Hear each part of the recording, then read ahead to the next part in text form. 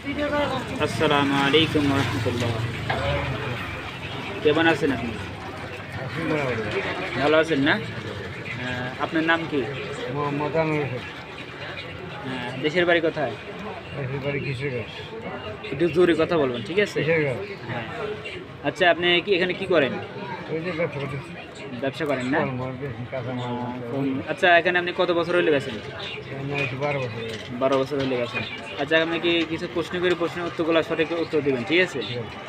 আচ্ছা, আমাদের নবীর নাম কি বলেন? মোহাম্মদ। বলেন। নবীর নাম হলো হযরত মোহাম্মদ। হচ্ছে কোন বলেন? মোহাম্মদ। হ্যাঁ, আচ্ছা, যাই হোক, অল্প একটু বলেছে আর অর্ধেক বলছে, অর্ধেক বলতে পারে নাই। দ্বিতীয় প্রশ্ন, পৃথিবীতে প্রথম নবীর নাম কি বলেন? বুঝতে পারছি। হতে পারবেন না, মানে জানেন না। আচ্ছা, ঠিক আছে। তৃতীয় প্রশ্ন করি আপনার জন্য, জান্নাতের দরজা কয়টা হবে? 7টা। ভুল অ্যান্সার, জান্নাতের দরজা হবে 8টা। 8টা। আচ্ছা, ঠিক আছে।